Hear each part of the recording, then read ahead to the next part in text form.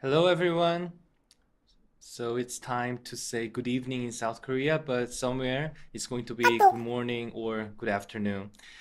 Okay, my name is Young Song, and I am a periodontist working at Veterans Hospital in South Korea.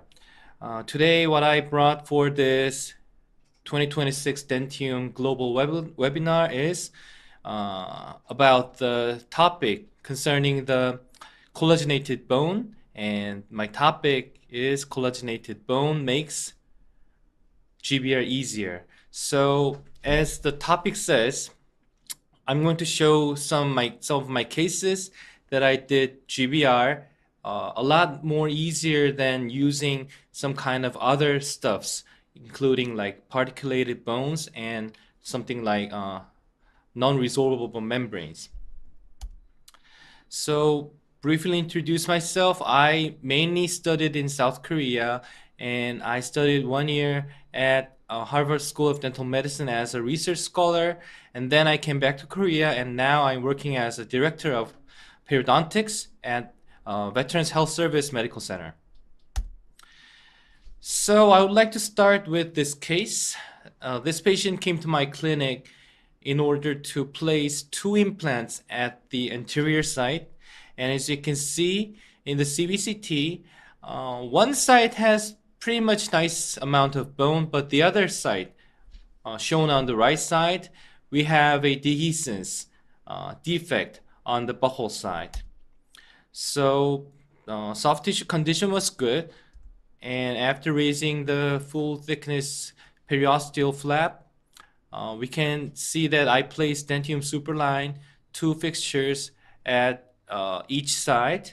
And as you can see here, on the right side, we don't have defect, but in order to have better contour, since this is a aesthetic site, we need to do some GBR for contour augmentation. But on the left side, we can see there is a defect, which was expected from the CBCT. So we need to cover labial defect on the left side.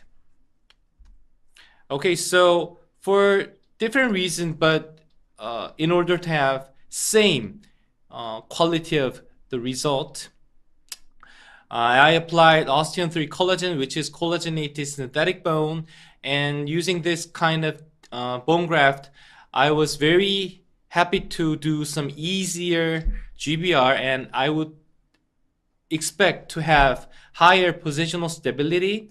And after covering the resorbable membrane, I wrapped up my surgery by achieving primary closure. And as you can see, the healing was perfect, and the panoramic view shows the implant has been perfectly placed as I planned. And let's look at this CBCT taken immediately after the surgery. We can see that nicely positioned implants along with highly well positioned graft material on the, especially focusing on the coronal site. And a few months later, we delivered temporary bridge right after the second surgery. And this slide shows the state after the prosthetic delivery. And this is 1 year follow-up. You can see that the tissue looks fine. And we took another CBCT at 1.5 years after the surgery. We can see that the graft material that I placed has been well maintained at the site that I originally placed. So this means I didn't put any kinds of bone tacks or some kind of fixation material. Only what I did was just placing the collagenated bone, but they stayed so much well maintained at the site that I placed originally. So after 2.5 years, the patient recently came to my clinic for the follow-up, and I took this photo. Looks fine. So the case that I just showed you is one of the most frequently performed protocol, GBR, and many researchers told us that treatment success rate is over 90%. And this kind of predictability can be achieved by using this kind of biomaterials. And we use these kind of materials in order to keep the space that defect presents. And the reason we need to keep this space is in order to recruit the pristine osteogenic factors. So in the past, we used this kind of non-resorbable membranes because we thought keeping this defect need to be resulted from using some kind of everlasting materials. But thanks to the developments of many kinds of the materials, now we use these kind of biomaterials, which is resorbable type of collagen membrane and particulated bone substitute. We have so many benefits of using these two kinds of biomaterials, but we also have drawbacks. And one of the disadvantages, one of the drawbacks we have is the possibility of having apically migrated biomaterials right after the suturing. So we can refer this kind of apical migration to this kind of nature of gravity. And we also have this kind of gravity in the oral environment, because once we place the implant and put some particles and then cover that with resorbable membrane, and then right after the suturing, this kind of apical migration occurs and it ends up with like the state at the right side.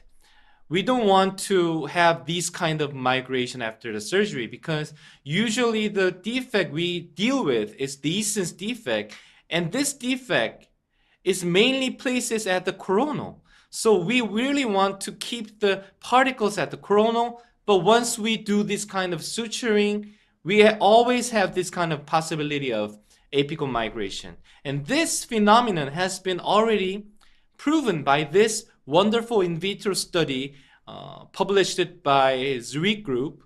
And in this study, they used pig jaw model, and they created a dehiscence defect and placed the implant.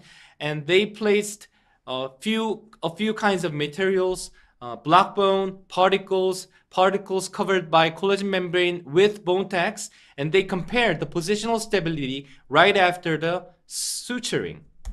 So this is the results, and if I summarize the results, the summary is this: positional stability after the suturing coronal was hugely a lot more stable when we use block bone graft or we use particles with collagen membrane with bone tacks. But if we use just particles and just covering the particles with collagen membrane without any kinds of fixation, there will be a lot more chance of apical migration immediately after the suturing. So this is what we usually do. If we want to keep the particles at the site originally we placed for a long time, then we need to do something like this: pin fixation, bone tack fixation. Sometimes we need to fix the membrane with suturing. These kind of something to fix the particles needed during the surgery. But do we always fix the graft material? Do we always do have to do those kind of fixation? Well, I would say no, because it depends how the defect looks like. So let's take a look at these images. So on the left side, right side, we both have some kind of very looking similar dehiscence defect, but as you can see in detail, on the left side, the defect base looks like a sloped manner. But on the right side, we have a little bit more definite floor. So I would like to say on the left side we have here, it's like climbing a cliff. Let's say we are climbing a cliff, then we always have to keep the equipments for the safety. We need some ropes, we need some helmets sometimes, we need some specialized shoes. Without those kind of equipments, if I try to climb the cliff, everybody would say you're crazy. But let's take a look at this photo. On the left side, there is a pedestrian road.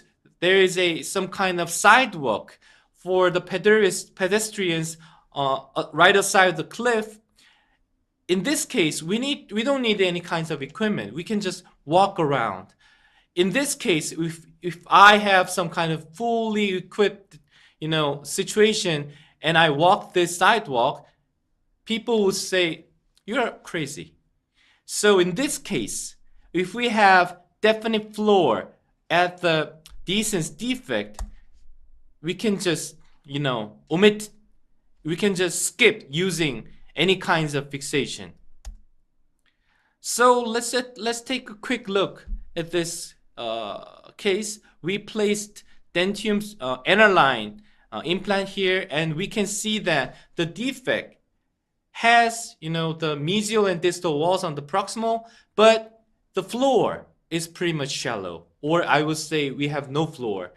In that case, we need to place some kind of bone tacks on the apical in order to prevent any kinds of apical migration we would have.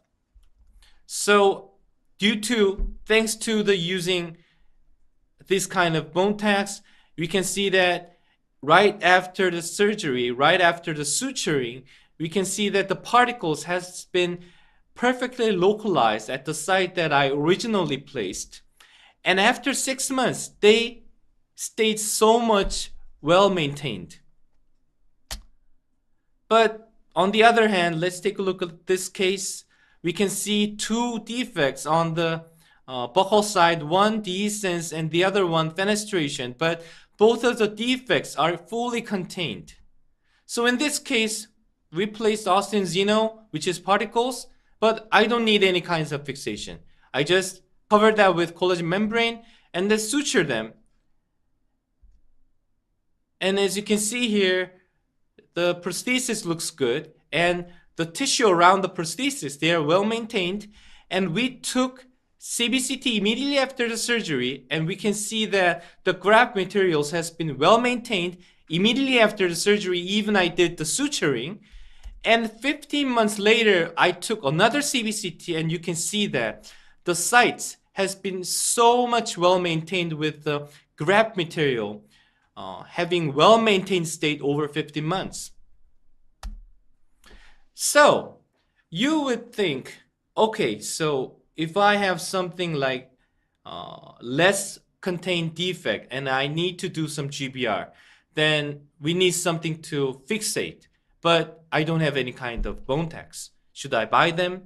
Or let's say we took some bone tacks and put them, and then a few months later we need to do some re-entry, but if I didn't use any kinds of fixation, I would just have a little incision and just remove the cover screw and place the healing abutment. That would be very simple. But in order to in order to remove the bone tacks, then should I open the flap once again and remove them, or can I just leave them? It's a bit complicated. So clinicians always think I would like to do some simpler surgery but having an optimized outcome, but doing some kind of fixation, this would make the surgery complicated. So in order to overcome this kind of complicated situation, Zurich group bring this idea. So let's use collagenated soft type block bone substitute.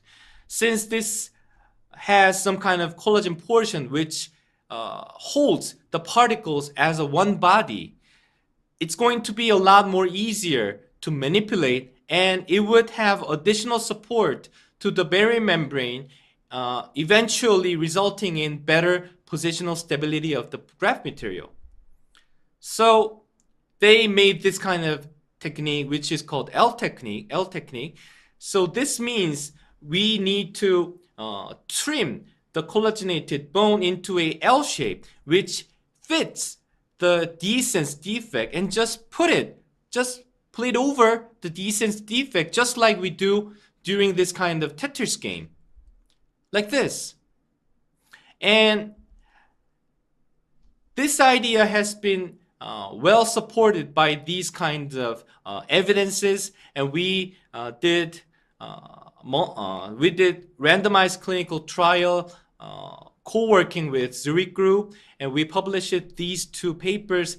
We used osteon 3 and osteon 3 collagen, and we found out that both of the particles and the collagenated bone, which were osteon 3 and osteon 3 collagen, both of them had wonderful results, similar performance in terms of having bone regeneration, but using collagenated type, which was osteon 3 collagen, we could do easier and simpler GBR compared to placing the particles and covering with collagen membrane.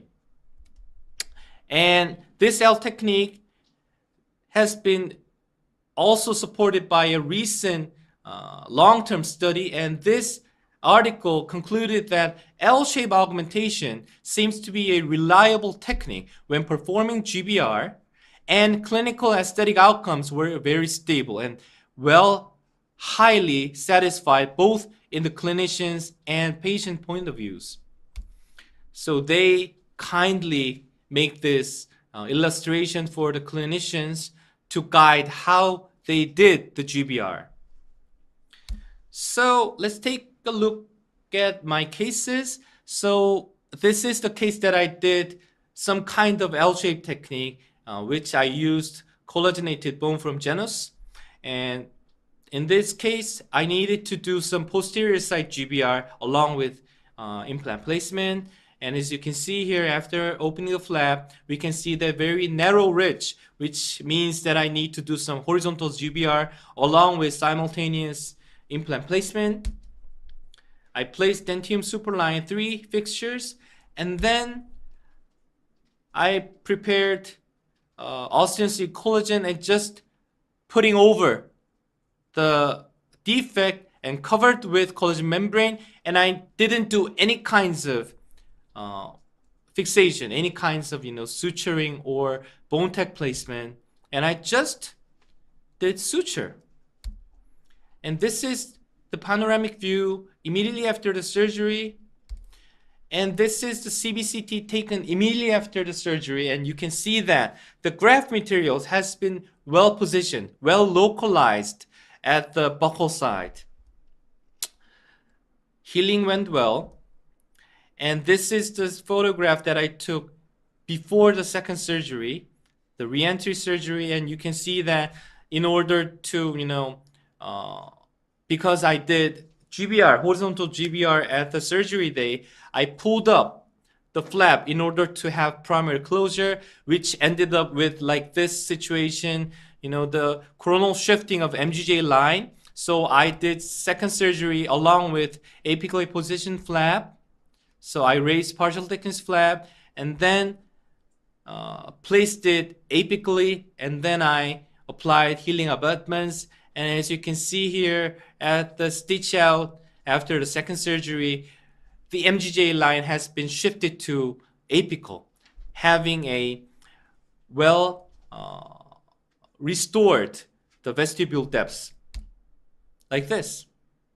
Okay, so this is the photo taken just before I referred the patient to the pros department. Still MGJ line, they are very way back, placed apical. And then this is the photo immediately after the delivery of the prosthesis. And the patient went to my clinic for 1 year follow-up. After the prosthesis delivery, it looks fine and very well maintained tissue that you can see here. And I would like to show some recent cases. So in these cases, I used to use osteon xenocollagen, which is a xenograft just came out from the company in a collagenated type. And recently, I really love to use collagen graft, which is originally collagen matrix for the substitute of the autogenous soft tissue. But this can also have a functioning as a barrier membrane as well. So here we have this edentulous site, partially edentulous site, and you can see there is a horizontal ridge atrophy. But once I opened the flap and placed the implant, I realized that one of the implants, they don't need any kinds of bone graft. But the other one, we have dehiscence defect, which means bone is pretty much fine than I, had concerned. But which means the horizontal atrophy that I saw before a flap opening, this might be due to the soft tissue atrophy, not the hard tissue atrophy. So what I did was I just placed a small amount of Austin's collagen on the buccal side, and then I just put collagen membrane, and then I applied collagen graft 2 as another barrier membrane in order to have a additional soft tissue augmentation. And then I do the suturing. This is the panoramic view immediately after the surgery, and as you can see here, the site has well-maintained graft material at the coronal. And this is the photograph taken at the suture removal day. And this is the photo taken before the second surgery, before the re-entry. As you can see here, because of the flap advancement that I tried to do at the first stage of surgery, the MGJ line has been shifted to the coronal. So because of the same reason, I did APF and placed the flap apically and placed the healing abutments as well. And I did this second surgery along with APF 2 weeks ago, and a few days ago the patient came to do suture removal, and we can see that the MGJ line has been well shifted to the apical and the healing looks good. So I referred the patient to the prostate department for the prostate delivery, and now the progress is working on. So another case, here we have another horizontal ridge atrophy. So after placing the implant, I applied Austin's collagen, and then I applied collagen graft 2 as a barrier membrane and just closed the flap. No fixation. And healing looks good. This time as well, I did apically positioned flap along with the re-entry surgery.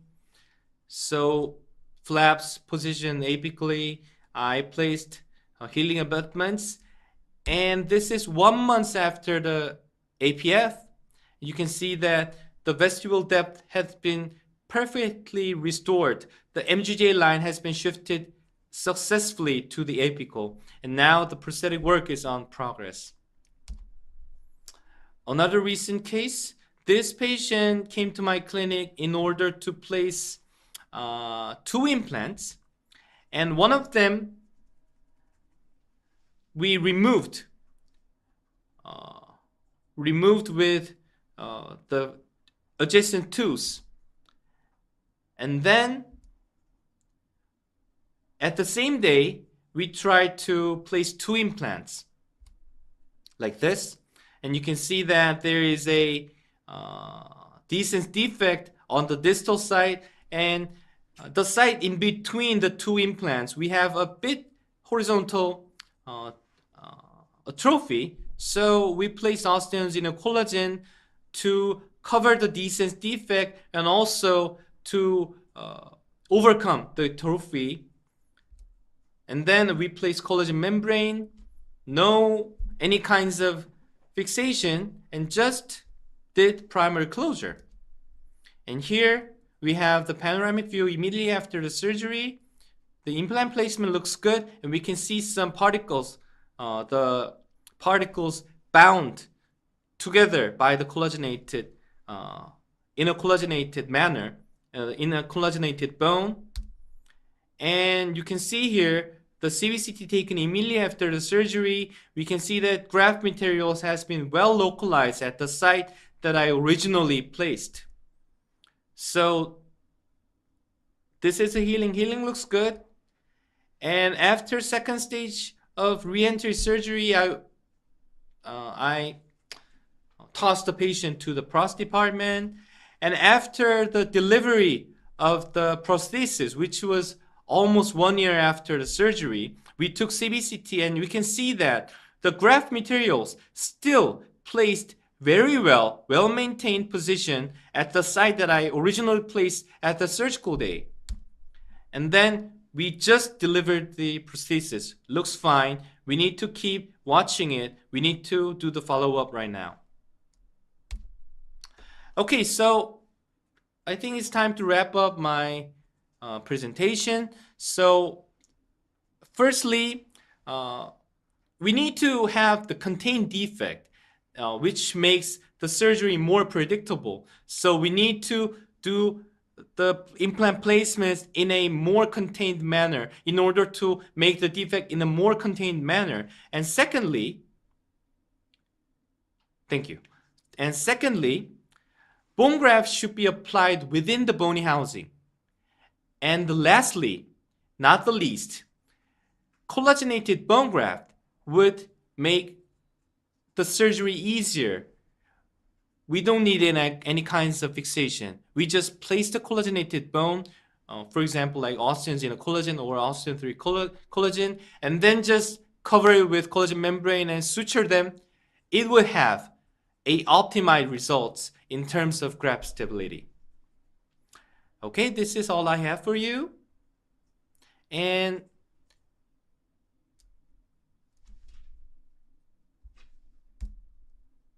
I would like to briefly promote this event.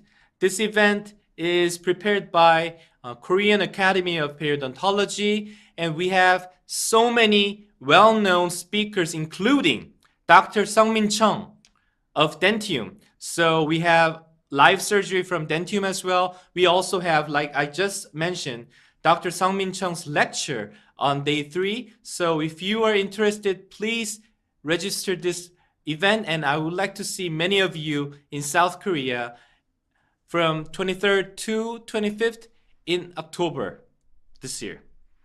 And thank you very much for your attention.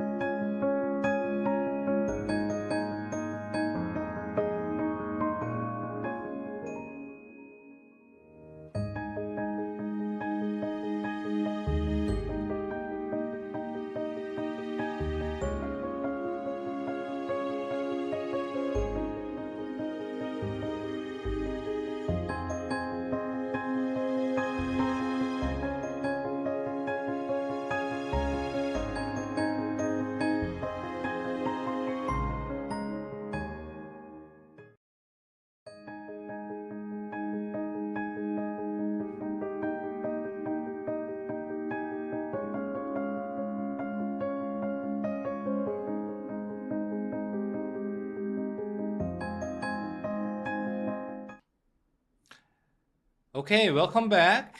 I would, probably assume that you had wonderful break time for 10 minutes, and I also did. So we had some questions, and two of them we're going to share with you. The first one was, what was the key reason for choosing a lingualized incision and full thickness flap elevation? In this case, what was the most important point in your flap design?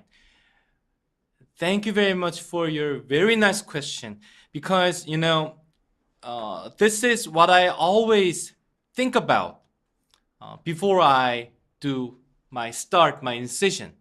So I suppose what you mentioned, the case you mentioned was the first one. So I would like to share my case again. Can I see my presentation again? Thank you very much. So in this case, as you can see here, most of the case I used to make a lingualized or sometimes buccalized incision instead of just giving a mid-crestal incision, because it depends on the defect configuration. So in this case, we had buccal defect, labial defect. So I did lingualized incision. If the patient had lingual defect, then I would prefer to place a buccalized incision instead of lingualized or mid-crestal incision. This is because the histology that we have during the surgery, at the situation of the surgery, even though we cannot see this kind of histologic image during the surgery, but we can assume the situation. Let's take a assumption that we're placing an implant at the early stage. Let's say we pull out the tooth and then we waited for 1 or 2 months and we're going to place early implantation along with GBR. And let's say we just made a mid-crestal incision on the right side, which has been fully healed, and we don't have a huge defect on the buccal side. It's fine to make a mid-crestal incision, but on the left side, if we make a same incision just like on the right side, my blade that I placed through the mucosa, it will cut all the way down to the defect floor, and it would cut all the the tissues having a very much highly potential regenerative sources. I'm going to cut all the blood vessels. I'm going to cut all the cells which are giving source of regeneration. I would also cut the oven bone. And this will make a bad healing after the surgery. So what I always think about is I really try to place my blade on the intact periosteum instead of cutting all the regenerating tissues. So this is what we used to see before the surgery. Then we always do the planning with these CTs, right? So if we see some kind of defect on the buccal, like the image shown on the left side, then instead of planning a mid-crestal incision, we need lingualized incision on the intact periosteum, which places more lingual side compared to the labial defect, buccal defect. But let's say we have a lingual defect, then it's the opposite. We need to make an incision on the buccal sides in order to cut the intact periosteum instead of giving a not so good incision all the way through the regenerating tissues. But if we don't have any kinds of huge defect, then mid-crestal incision would also work good. And this is just for having a favorable reconnection of blood supply once we suture the flaps. So making an incision in terms of biology, it is cutting a blood supply. We need to cut the blood supply as little as possible, and then we need to reconnect them as much as possible in order to have blood supply reconnected. So that's why I made this kind of angularized incision. If the patient has buccalized the defect, then if the patient had lingual defect, then I would, do the buccalized incision instead. And if the patient had no defect and very well healed ridge, then I would just place mid-crescent incision. So in conclusion, it depends on the defect configuration. Okay, so can we move on to the next question? So second question was, what were your selection criteria for using Osteon 3 collagen with a collagen membrane for GBR? If you had to pick one factor that most affects outcomes in terms of graft volume, membrane stabilization, or tissue tension, soft tension control, which would be?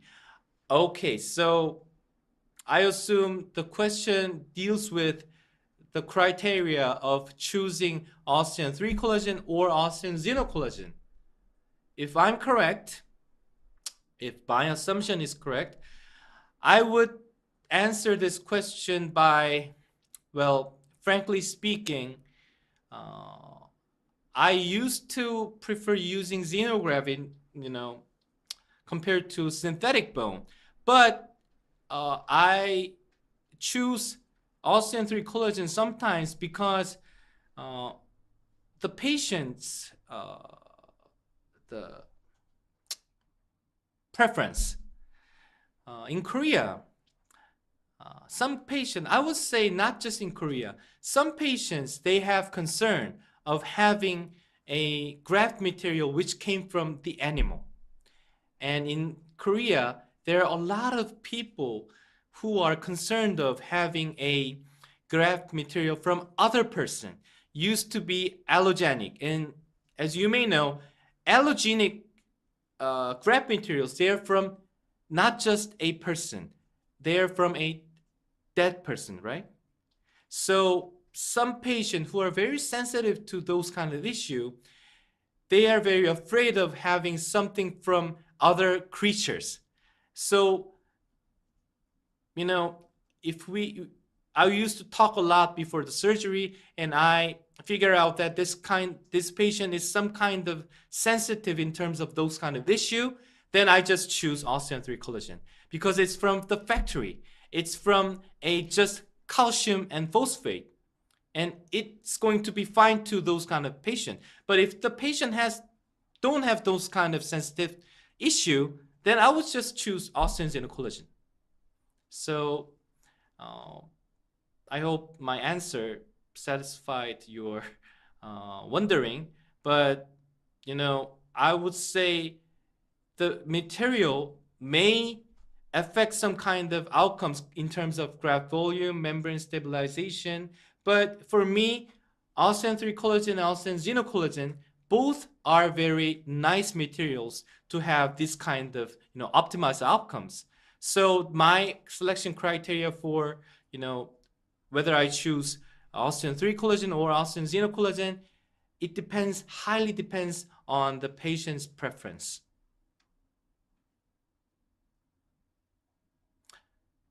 Okay, so I think it's time to wrap up all this webinar today. So thank you very much for your watching.